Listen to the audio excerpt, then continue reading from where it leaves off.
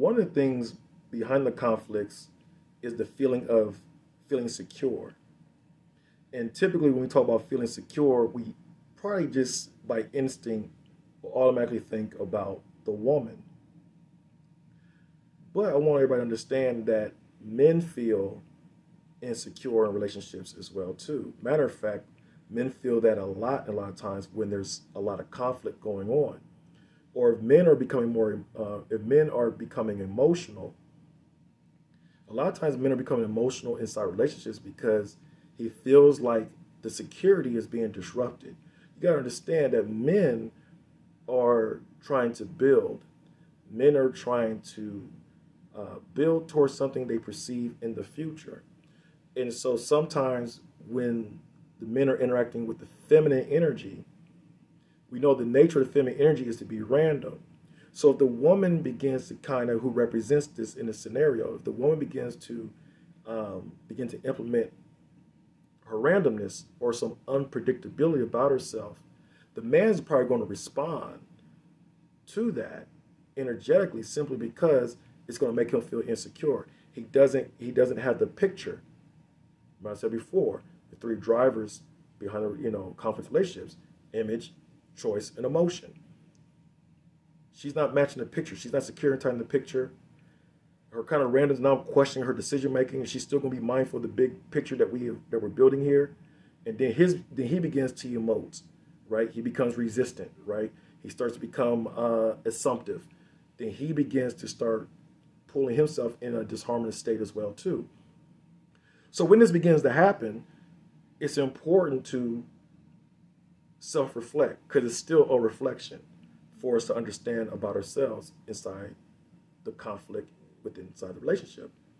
And in this example that I'm using right now, since we're talking about security, security is of the earth reflection, okay? And so the first thing you look at is the foundation being compromised? Or does somebody feel that the foundation is being compromised? Okay? Is there behaviors that someone's in disagreement with that's being observed now? Those are things you're going to have to question and look at from a reflective sense when somebody's feeling insecure. Okay? And so what begins to help counterbalance that the earth reflection is the air. So the air is going to represent the communication that needs to be established and the insertion of ideas to what? To make one feel secure and to help reestablish or protect the foundation. Okay?